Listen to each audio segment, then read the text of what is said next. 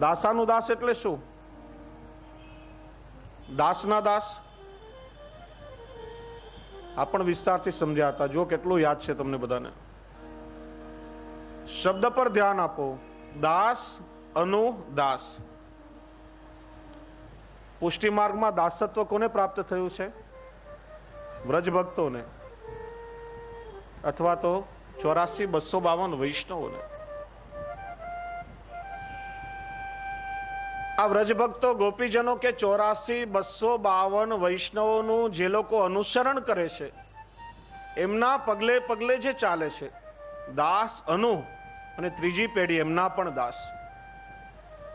વ્રજભક્તો અથવા તો 84,252 જે પગલે પગલે ચાલી રહ્યા છે,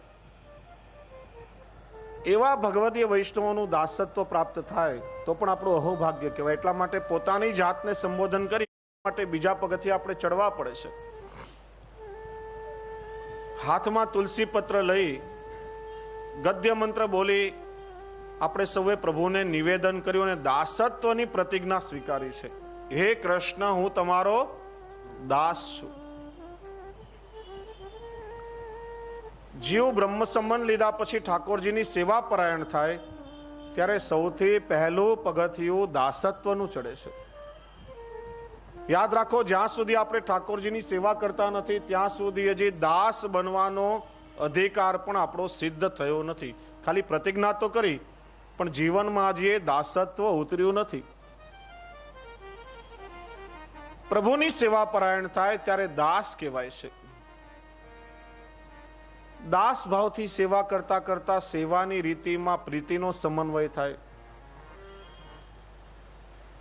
જે વિચાર કરે હું શું કરું કે જેનાથી મારા પ્રભુ પ્રસન્ન થાય, અને કઈ વસ્તુથી મારા પ્રભુ અપ્રસન્ન થશે એને ક્યારે પણ જીવનમાં નહીં કરવું. ઠાકોરજીના શ્રમ અને સુખનો બરાબર વિચાર કરી અને જીવ પ્રભુની સ્નેહયુક્ત સેવા કરવા લાગે ત્યારે દાસમાંથી સેવક કહેવાય છે. દાસ મટીને હવે સેવક થયો. અને એ જ રીતે સેવક ભાવથી પ્રભુની સ્નેહયુક્ત સેવા કરતા કરતા જીવ જ્યારે બરાબર પ્રભુની પ્રસન્નતાનો વિચાર કરવા લાગે, પ્રભુની સુખરૂપ સેવા થવા લાગે, ત્યારે એક સમય પછી એવો પણ આવે છે જ્યારે તમારી સેવા ફલદશામાં પહોંચે છે. એ સેવા જ્યારે તમારી સિદ્ધ થાય છે, પ્રભુ તમારા પર પ્રસન્ન થાય છે અને સાધન રૂપા સેવા કરતા કરતા ઠાકોરજી વિચારે છે કે હવે આ જીવને મારે ફલદાન કરવું છે. ફલ પ્રાપ્ત કરવાનો અધિકાર તમારો જ્યારે પરિપક્વ થઈ ગયો ત્યારે જે ઠાકોરજીના ચિત્ર સ્વરૂપની કે બાલ સ્વરૂપની તમે ઘરમાં સેવા કરી રહ્યા હો, એમાંથી સાક્ષાત ઠાકોરજીનું સ્વરૂપ પ્રગટ થાય, તમારા ખોળામાં આવીને બિરાજે, માખણ મિશ્રી માગી માગીને રોગવા લાગે. તમારી કોઈ ક્રિયાથી પ્રભુને પ્રસન્નતા થાય છે કે પરિશ્રમ થાય છે, એ પ્રભુ તમને સાનુભાવ જતાવવા લાગે, ત્યારે એવા જીવને આપણે ત્યાં ભગવદીય કહેવાય છે. ત્યારે જીવ ભગવદીયત્વની કક્ષામાં આવે છે. શબ્દ પર ધ્યાન આપો, ભગવદીય. એના બીજા પણ બે પર્યાયવાચી શબ્દો આપણે ત્યાં છે. 84,252 વૈષ્ણવોની વાર્તામાં અંતમાં તમે વાંચ્યું હશે. એવા તદીય અથવા તાદ્રશી વૈષ્ણવ હતા, એમની વાર્તા અનિર્વચનીય છે, એનો કોઈ પાર નથી. ક્યાં લગી કહીએ? તદીય અથવા તાદ્રશી બે શબ્દ એની અંદર આવે છે, તદ અને ઈય. તાદ્રશી, ઈય એટલે જેવા. કોના જેવા? તદીય તેના જેવા. તાદ્રશી તેના જેવા. કોના જેવા? તો કે ભગવદીય, ભગવાનના જેવા. ઠાકોરજીની સેવા કરતા કરતા જેની અંદર અલૌકિક ભગવત સામર્થ્ય પ્રગટ થઈ જાય છે, પ્રત્યેક ક્ષણે સતત ઠાકોરજીનું અનુસંધાન બનેલું રહેતું હોય છે, એ જીવ સ્વયં ભગવદ રૂપ બની જાય છે. બ્રહ્મ સંબંધની ફલશ્રુતિમાં સિદ્ધાંત રસીમાં શ્રી મહાપ્રભુજી આજ્ઞા કરી સર્વેશામ બ્રહ્મતા તતઃ. એ જ પુષ્ટિમાર્ગની ફલરૂપતા છે. જીવમાં ભગવત સામર્થ્ય પ્રગટ થાય છે, સ્વયં પ્રભુ જેવા અલૌકિક બની જાય છે, એવા જીવને આપણે ત્યાં ભગવદીય જીવ કહેવામાં આવે છે. અને કેવલ કૃપા દ્વારા જ સિદ્ધ થઈ શકે. સાધન આપણે સૌ કરી શકીએ, પણ ફલ તો કેવલ ઠાકોરજીની કૃપા દ્વારા જ પ્રાપ્ત થઈ શકે. અને ભગવદીયત્વની પ્રાપ્તિ એ પુષ્ટિ માર્ગનું પરમ અને ચરમ ફલ છે. અને એ ભગવદીયત્વની પ્રાપ્તિ આપણા પુષ્ટિ જીવોનું બ્રહ્મ સંબંધ લીધા પછી એકમાત્ર લક્ષ્ય છે. ત્યાં સુધીની યાત્રા આપણે લોકોએ સંપન્ન કરવાની છે. અને એટલા માટે શ્રી મહાપ્રભુજીએ ભગવદીયત્વની પ્રાપ્તિ માટે આ વિવેક, ધૈર્ય અને આશ્રય રૂપી ઉત્તમ સાધન પુષ્ટિ જીવોને બતાવ્યું છે. આ શ્રી મહાપ્રભુજીના 16 ગ્રંથો દ્વારા આપણા પુષ્ટિ જીવોની આંતરિક શુદ્ધિ થાય છે. અને વિશેષ આંતરિક શુદ્ધિની પ્રક્રિયા આગળ શ્રી મહાપ્રભુજીએ નવરત્ન, અંતઃકરણ પ્રબોધ અને કૃષ્ણાશ્રયમાં આપી. અને ચોથું આ વિવેક ધૈર્યાશ્રયમાં જીવના સંપૂર્ણ શુદ્ધિકરણનો પ્રકાર શ્રી મહાપ્રભુજી બતાવે છે. નવરત્ન, કૃષ્ણાશ્રય અને અંતઃકરણ પ્રબોધ આ ગ્રંથોની અંદર વિવેક ધૈર્યાશ્રયનું બીજ સમાયેલું છે. વિવેક ધૈર્યાશ્રયનું બીજ શ્રી મહાપ્રભુજી એની અંદર આપણને આપી દીધું. અને બીજના ફલીકરણનો પ્રકાર હવે શ્રી મહાપ્રભુજી વિવેક ધૈર્યાશ્રયમાં આપણને બતાવે છે. ત્યારે આપણે સૌ વિવેક, ધૈર્ય અને આશ્રય આ ત્રણેયનો જે પરસ્પર સંબંધ રહેલો છે એને જોઈએ. શ્રી મહાપ્રભુજી સમજાવે છે કે બ્રહ્મ સંબંધ થતી વખતે દેહ, ઇન્દ્રિય, પ્રાણ, અંતઃકરણ સહિત આપણે સૌ પુષ્ટિ જીવો આત્મનિવેદન કરીએ છીએ. બ્રહ્મ સંબંધનું બીજું નામ શું છે? આત્મનિવેદન. 84 અક્ષરનો મંત્ર ગદ્યમાં રહેલો છે, ગદ્ય મંત્ર કહેવાય છે. એનું બીજું નામ છે બ્રહ્મ સંબંધ મંત્ર, અને ત્રીજું એને નિવેદન મંત્ર પણ કહેવાય છે. કેવલ નિવેદન નથી કરતા, આપણે સૌ આત્મનિવેદન કરીએ છીએ. આત્મા સહિત સર્વસ્વ પ્રભુને સમર્પણ કરીએ છીએ. જેમ ઘરમાં ઠાકોરજીની સેવા આપણે કરીએ ત્યારે ઝારી, બંટા, તબકડી, પડઘા આ બધા ઠાકોરજીના સેવાના પાત્રો છે. અને આ સેવાના પાત્રો દરરોજ આપણે માંજીએ છીએ. એનું શુદ્ધિકરણ કરવામાં આવે છે. કદાચ સારી રીતે મંજાય નહીં, એમાં કોઈ અશુદ્ધિ રહી ગઈ હોય તો આપણે ત્યાં તપાવવાનો પ્રકાર પણ છે. કોઈ પણ પાત્રને પહેલા જલથી માંજવામાં આવે, અને અશુદ્ધિ દૂર ન થાય તો પછી એને અગ્નિમાં તપાવવામાં આવે છે. એનાથી એનું સંપૂર્ણ શુદ્ધિકરણ થાય છે. એમ શ્રી મહાપ્રભુજી આપણને સમજાવે છે કે મન, બુદ્ધિ, ચિત્ત અને અહંકાર આ ચારે મળીને આપણું અંતઃકરણ બને છે, અને આ ઇન્દ્રિયનું પાત્ર છે. જેમ ઝારી, બંટા, પડઘા, તબકડીનો વિનિયોગ ઠાકોરજીની સેવામાં થાય છે, એમાં આપણા શરીરની જે ઇન્દ્રિયો છે, 5 કર્મેન્દ્રિયો, 5 જ્ઞાનેન્દ્રિયો અને 11મું આપણું મન, આપણી ઇન્દ્રિયો પણ ઠાકોરજીની સેવાના પાત્રો જ છે. પેલા પાત્રોનું જેમ નિત્ય શુદ્ધિકરણ કરવામાં આવે છે, એમ આપણા ઇન્દ્રિય રૂપી પાત્રોનું શુદ્ધિકરણ પણ આવશ્યક છે. એમાં કોઈ મલિનતા રહી ગઈ હશે, એમાંથી જો દુર્ગંધ આવતી હશે તો પ્રભુને પ્રસન્નતા કઈ રીતે થશે? આપણે વૈષ્ણવો કપડામાં કોઈ ડાઘ લાગી ગયો હોય, હમણાં તો મુંબઈમાં પ્રચંડ ગરમીનો અનુભવ બધાએ કર્યો હશે. ને આટલી ગરમીનો અનુભવ કર્યા પછી આ છેલ્લા અઠવાડિયાથી ઠાકોરજીના કૃપારૂપી વરસાદનો અનુભવ પણ થઈ રહ્યો છે. જો કૃપા કરીને કેવી શીતળતા પણ પ્રભુએ કરી. ગરમીમાં પરસેવો થાય, આપણા શરીરમાંથી દુર્ગંધ આવે, એકવાર શરીરમાંથી આપણે કપડાં ઉતારીએ, બીજી વાર પહેરવા ગમે છે ખરા? સારું ડિટર્જન્ટ પાવડર લઈ અને આપણે એને સ્વચ્છ કરીએ છીએ. કોઈ પાત્રોમાં આપણે ભોજન કર્યું હોય તો એઠા પાત્રોમાં બીજી વાર આપણે જમીએ છીએ ખરા? એને સારી રીતે આપણે લોકો ઉજાડીએ છીએ, પણ આપણે વૈષ્ણવ ક્યારેય પણ વિચાર કરતા નથી કે આપણા અંતઃકરણમાં 24 કલાકમાં, આખા દિવસમાં કેટલું બધું વૈચારિક પ્રદૂષણ, કેટલો બધો કચરો ભેગો થાય છે. મનને માંજવાનો પ્રયત્ન આપણે લોકોએ કોઈ દિવસ કર્યો છે ખરા? એના માટે આપણે લોકો જરા પણ પ્રયત્નશીલ નથી, બેદરકાર રહીએ છીએ. ત્યારે શ્રી મહાપ્રભુજી આજ્ઞા કરે છે કે વિવેક દ્વારા બુદ્ધિનું શુદ્ધિકરણ થાય છે, ધૈર્ય દ્વારા આપણા મનનું શુદ્ધિકરણ થાય છે, અને આશ્રય દ્વારા ચિત્ત અને અહંકારની શુદ્ધિ થાય છે. આ વિવેક ધૈર્યાશ્રય ગ્રંથનું પઠન કરવાથી મન, બુદ્ધિ, ચિત્ત અને અહંકાર રૂપી આપણું અંતઃકરણ વિશુદ્ધ બને છે.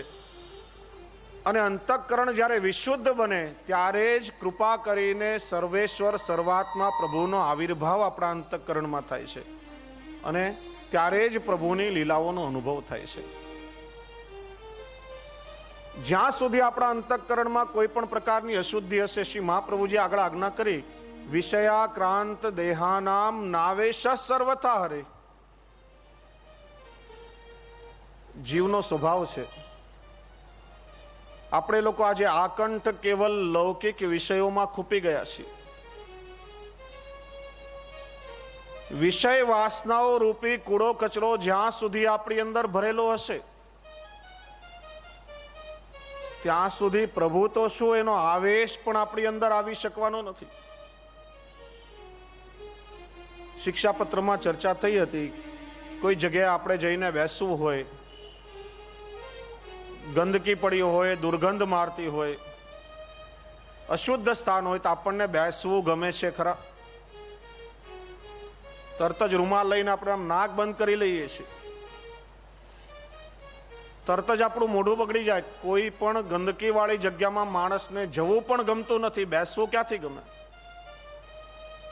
તો વિચારો કે આપણા અંતઃકરણમાં વિષય વાસનાઓનો કૂડો કચરો ભરેલો હશે તો પ્રભુને પણ એમાં પધારવું કેવી રીતે ગમશે?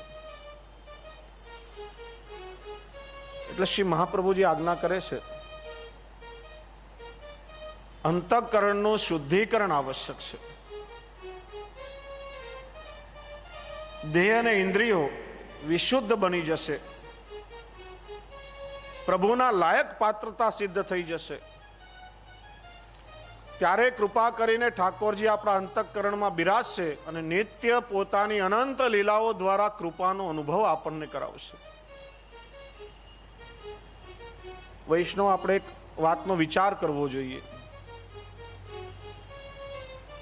બ્રહ્મ સંબંધ લેતી વખતે દેહ, ઇન્દ્રિય આદિ આ સર્વનું પ્રભુને આપણે સમર્પણ કરેલું છે. તો પ્રભુને સમર્પિત થયેલી આપણી આ ઇન્દ્રિયો કેવી હોવી જોઈએ? લૌકિક વિષયોમાં આસક્ત, લૌકિક વિષયોમાં મોજ શોખમાં કેવલ રચી પચેલી કે સંસારાસક્ત? પુષ્ટિ જીવોની ઇન્દ્રિયો કેવા પ્રકારની હોવી જોઈએ? એકાદશીના દિવસે આપણે સૌ વૈષ્ણવ ઉપવાસ કરીએ છીએ. ઉપવાસની પરિભાષા છે, ઉપ એટલે નજીક, વાસ એટલે રહેવું. ઉદર પોષણના લૌકિક કાર્યોમાંથી મુક્ત થઈ એકાદશ ઇન્દ્રિયો દ્વારા પ્રભુનું સાનિધ્ય પ્રાપ્ત કરવું, પ્રભુની સેવા દ્વારા પ્રભુની સન્મુખ રહેવું, એનું જ નામ છે ઉપવાસ. આપણે ત્યાં ફલાહારાદિ કરીએ છીએ તો આપણા આધ્યાત્મિક શુદ્ધિકરણનો પ્રકાર છે. પણ આ ઉપવાસ દ્વારા આપણી ઇન્દ્રિયો પ્રભુને સમર્પિત કરીએ છીએ અને આ ઇન્દ્રિયોનો વિનિયોગ જો ભગવત સેવામાં થાય ત્યારે ઇન્દ્રિયોનું શુદ્ધિકરણ થાય છે.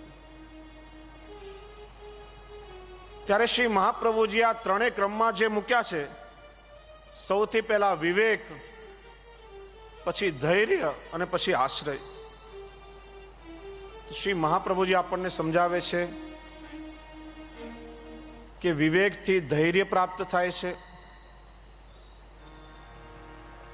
અને ધૈર્ય દ્વારા આશ્રય દ્રઢ થાય છે.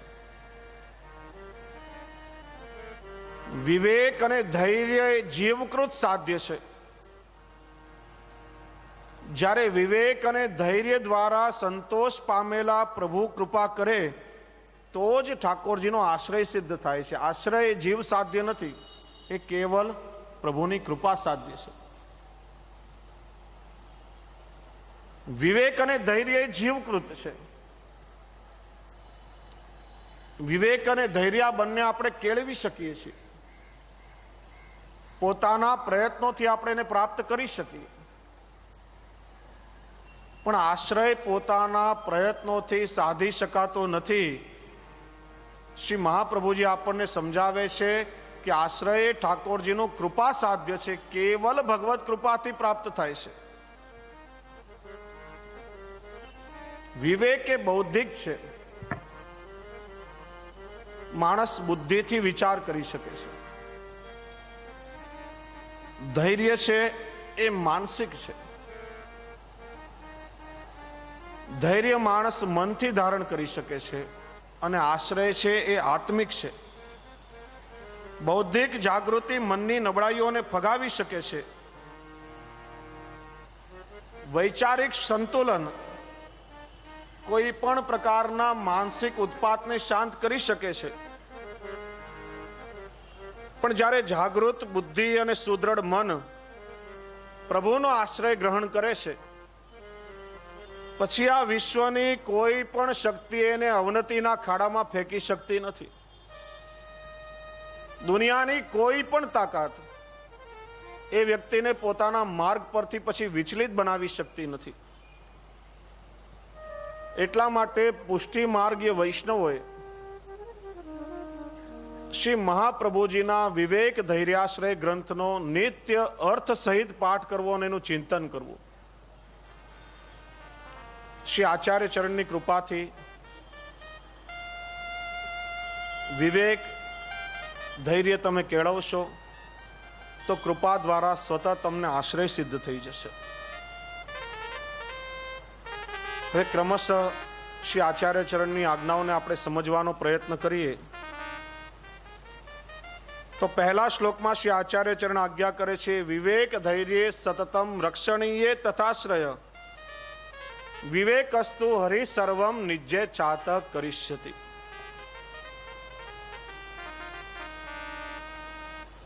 શ્રી આચાર્ય ચરણ પુષ્ટિજીવોને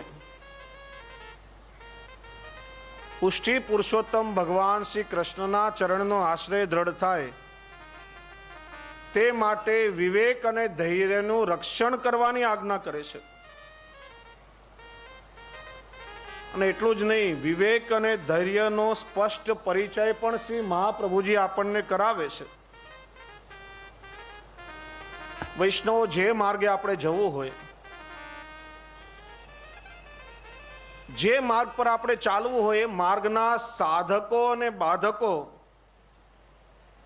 આ બંને આપણે લોકોએ સારી રીતે સમજવા જોઈએ. આપણા માર્ગમાં ભગવત કૃપામાં સાધક શું શું છે અને કયા કયા બાધકો આપણા માર્ગમાં આપણને આવશે જે આપણને ગમે ત્યારે વિચલિત બનાવી દેશે. હા, સાધકો અને બાધકોની જો આપણને સાચી સમજણ હોય તો આપણે યોગ્ય રીતે આપણા માર્ગ ઉપર ચાલી શકીએ. અહીંથી બોરીવલી સુધી આપણે જવું હોય, ઘણા બધા માર્ગે આપણે જઈ શકીએ. એસવી રોડથી તમે જઈ શકો, વેસ્ટર્ન એક્સપ્રેસ હાઈવે પકડીને જઈ શકો, લિંકિંગ રોડથી જઈ શકો. પહેલી વાત તો એ કે આપણા લક્ષ્ય સુધી પહોંચવા માટેનો માર્ગ આપણે નક્કી કરવાનો છે. કોઈ માર્ગ ટૂંકા સમયમાં આપણને પહોંચાડી શકે, કોઈ માર્ગમાં વધારે અવરોધ આવતા હોય, લાંબો સમય પણ લગાડી શકે. પહેલા તો ભગવત પ્રાપ્તિ સુધી આપણા લક્ષ્યને સાધ્ય કરવા માટે માર્ગ આપણે લોકોએ ચયન કરવાનો છે. અને એકવાર એ માર્ગ નક્કી કર્યા પછી રસ્તાનું પણ સંપૂર્ણ આપણને જ્ઞાન હોવું જોઈએ. આ માર્ગથી આપણે આગળ જશું, રસ્તામાં કેટલા ટર્નિંગ આવશે, ક્યાં ક્યાં રસ્તામાં ખાડા છે, ક્યાંથી ડાયવર્ઝન થયેલું છે, કેટલા સિગ્નલ રસ્તામાં આવશે, આ બધી વસ્તુની સમજણ હોય તો ઓછા પરિશ્રમથી અને ખૂબ સરળતાથી આપણે લોકો આપણા લક્ષ્ય સુધી, આપણા ડેસ્ટિનેશન સુધી પહોંચી શકીએ. એટલે શ્રી મહાપ્રભુજી આપણને આજ્ઞા કરે છે, ક્યાં વળાંક છે, કયો રસ્તો સલામત છે, આ બધી સમજણ પુષ્ટિ જીવોએ કેળવવો છે. ભક્તિ માર્ગમાં પણ કઈ કઈ વસ્તુઓ ઉપયોગી છે, કઈ કઈ વસ્તુઓ ભક્તિ માર્ગમાં આપણને પ્રતિબંધ કરનારી છે, શ્રી મહાપ્રભુજીએ 16 ગ્રંથોમાં જુદી જુદી રીતે આ દરેક વસ્તુનો ખ્યાલ આપણને આપ્યો છે. અને એટલા માટે આ ત્રિદિવસીય સત્સંગ માટે જે ગ્રંથ આપણે લોકોએ ચયન કર્યો છે એ વિવેક ધૈર્યાશ્રય છે. પહેલા 5 શ્લોકોમાં શ્રી મહાપ્રભુજી આપણને પુષ્ટિ જીવોને વિવેકની સમજણ આપી છે.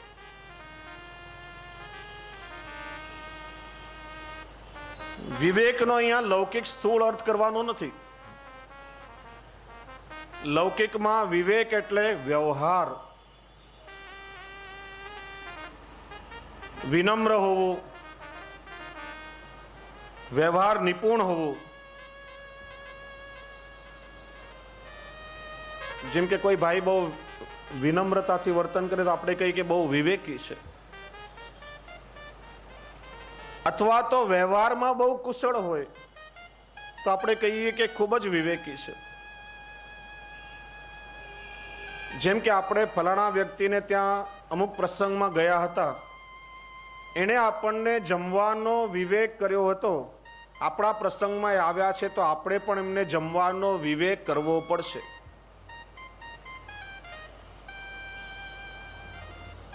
અમુક વ્યક્તિએ આપણા પ્રસંગમાં 501 રૂપિયાનો ચાંદલો નોંધાવ્યો હતો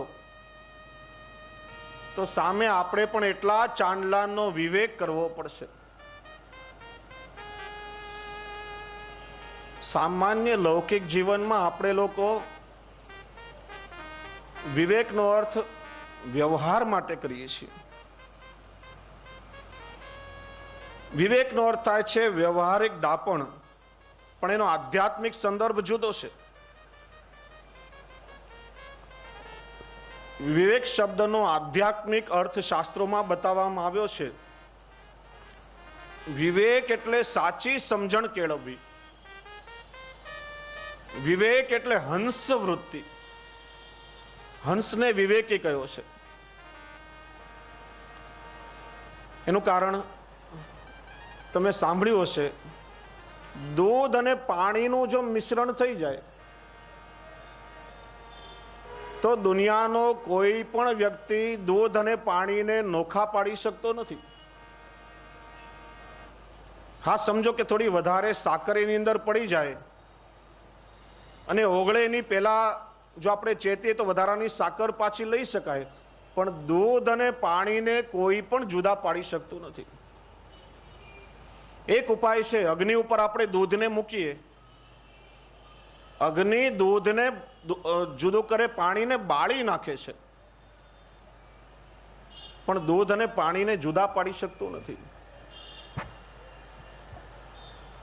પણ આપણે ત્યાં શાસ્ત્રોમાં એવું કહ્યું છે, એવું પ્રચલન છે, આપણે ક્યારે પ્રત્યક્ષમાં તો એનો અનુભવ કર્યો નથી. નિર્ક્ષીર વિવેક એવું કહેવામાં આવે છે. હંસમાં ભગવાને સામર્થ્ય મૂક્યું છે કે દૂધ અને પાણીના મિશ્રણમાંથી કેવલ સાર રૂપ દૂધ ગ્રહણ કરી લેવું, પાણીને જુદું રાખી અને હંસ કેવલ દૂધ ગ્રહણ કરી શકે છે. એટલા માટે સંતોને પણ પરમહંસ કહેવાય છે.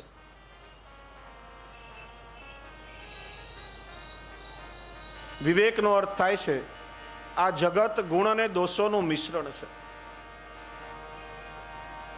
ગુણ અને દોષોના મિશ્રણ રૂપ આ જગતમાંથી દોષોને બાજુ પર રાખી અને કેવલ સાર રૂપ ગુણ ગ્રહણ કરી લેવા. આ જગતમાં કોઈ વસ્તુ એવી નથી કે જે સંપૂર્ણ સારી હોય, અને આ જગતમાં કોઈ વસ્તુ એવી પણ નથી કે જે સંપૂર્ણ ખરાબ હોય. જગત ગુણ અને દોષોનું મિશ્રણ છે, અને આ ગુણ અને દોષોના મિશ્રણ રૂપ જગતમાંથી દોષોને બાજુ પર રાખીને કેવલ ગુણોને ગ્રહણ કરવા, એનું નામ છે વિવેક.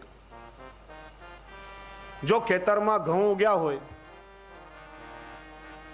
ઘઉંની સાથે પેલું ઘાસ પણ ઉગ્યું હોય, પણ આપણે કઈ ઘઉંની સાથે ઘાસને દળી નાખતા નથી. ઘાસ અને ઘઉંના મિશ્રણમાંથી કેવલ આપણે લોકો ઘઉંને જ ગ્રહણ કરીએ છીએ. એમાં જગતમાંથી ગુણોને ગ્રહણ કરવા, એનું નામ છે વિવેક.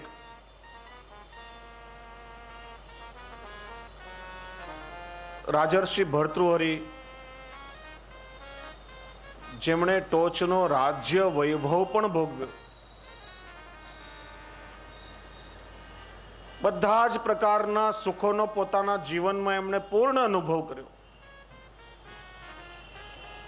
અને જીવનમાં એકાદ એવો કડવો અનુભવ એમને થયો, અને આ સંસારની અસારતા જ્યારે સમજાઈ ત્યારે ક્ષણમાં સંસારનો મોહ છૂટી ગયો અને પરમ તપસ્વી ઋષિ થયા. એટલા માટે રાજર્ષિ ભર્તૃહરિ કહેવાયા,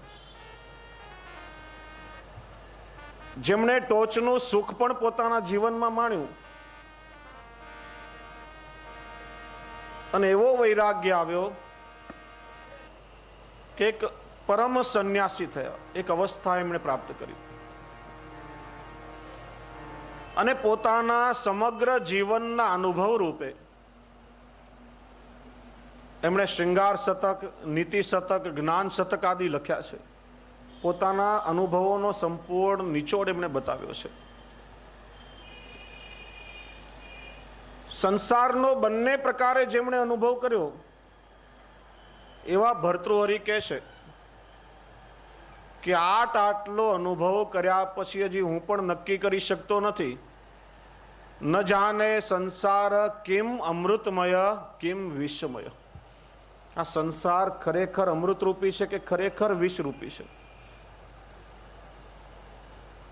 ઘણા લોકોને સંસાર કેવલ અસાર જ લાગતો હોય, એ કેવલ સંસારની અસારતાઓને જોતા હોય, ત્યારે કેટલાય લોકોને આ સંસાર કેવલ મોજ શોખનું સાધન લાગતું હોય. જેવા પ્રકારની આપણી ચિત્તવૃત્તિ અને ભાવનાઓ હોય, એ પ્રકારે આપણે આ સંસારનો અનુભવ કરી શકીએ. ત્યારે રાજર્ષિ ભર્તૃહરિ કહે છે કે મારા આટલા અનુભવ પછી હજી સુધી હું નક્કી કરી શકતો નથી કે આ સંસાર વિષરૂપ છે કે સંસાર અમૃતરૂપ છે. સિદ્ધાંત એમણે કહ્યો, ન જાને સંસાર કિમ અમૃતમય કિમ વિષમય. પણ સંસ્કૃત ભાષાની એક ગરિમા છે કે કોઈ પણ સિદ્ધાંત પ્રતિપાદિત કરતા પહેલા એના દ્રષ્ટાંતો આપે છે. ત્યારે રાજર્ષિ ભર્તૃહરિએ દ્રષ્ટાંતો આપ્યા છે કે ક્વચિદ વિદ્વદ ગોષ્ઠી, ક્વચિદપી ચ સુરામત્ત કલહ, ક્વચિદ વીણાવાદ, ક્વચિદપી ચ હાહેતિ રુદિતમ, ક્વચિદ રમ્યા નારી, ક્વચિદ જરા જર્જર તનુ, ન જાને સંસાર કિમ અમૃતમય કિમ વિષમય. ક્વચિત વિદ્વત ગોષ્ઠી, કોઈ જગ્યાએ સુંદર ભગવત વાર્તા ચાલતી હોય, ગોકુળિયા ગામ સમા કાંદિવલીમાં વિવેક ધૈર્યાશ્રયનું ચિંતન થતું હોય અને તમે વ્રજભક્તો સમાન વૈષ્ણવ આવીને ત્યાં બેસો, એક ચિત્તથી શ્રી વલ્લભની વાણીનું તમે શ્રવણ કરતા હો, એ વખતે મનમાં એવું થાય કે ખરેખર અમૃતનું વર્ષણ તો અહીંયા જ થઈ રહ્યું છે. શ્રી મહાપ્રભુજીના ગ્રંથો સિવાય જગતમાં અમૃત ક્યાં મળી શકે? કારણ કે અભિવ્યક્તિ હંમેશા આપણા